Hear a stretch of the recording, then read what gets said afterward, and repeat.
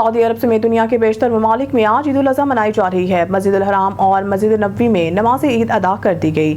سعودی عرب کے علاوہ متحدہ عرب امارات، قطر، کویت، ترکی، شام، اردن، عمان، عراق، برطانیہ، امریکہ، کینیڈا، اسپین اور آسٹریلیا میں مقیم مسلمان بھی آج عید قربان منا رہے ہیں۔ ان کے شہر بارسلونا، میڈرڈ اور دیگر شہروں میں عید الاضحیٰ کے بڑے بڑے اجتماعات ہوئے۔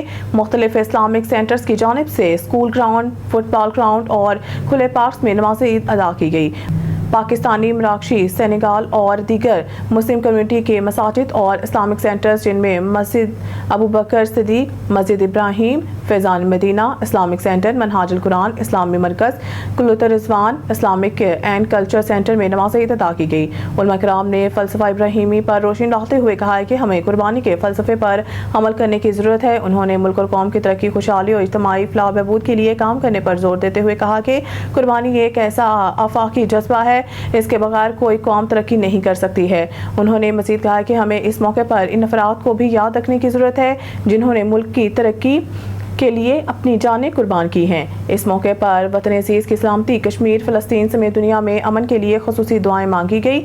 منہاج القرآن بادلونہ میں ہونے والے اجتماع سے قونصل جنرل بارسلونا مراد علی وزیر نے اپنے پیغام میں کہا ہے کہ عید کے موقع پر دی جانے والی قربانی پیغمبر ابراہیم کے طرف سے قائم کی جانے والی قربانی کی بے مثال روایت کی یاد دہانی کرواتی ہے۔ انہوں نے کہا ہے کہ اس وقت مذہبی رواداری، ہم آہنگی اور امن محبت کو فروغ دینے کی اشد ضرورت ہے۔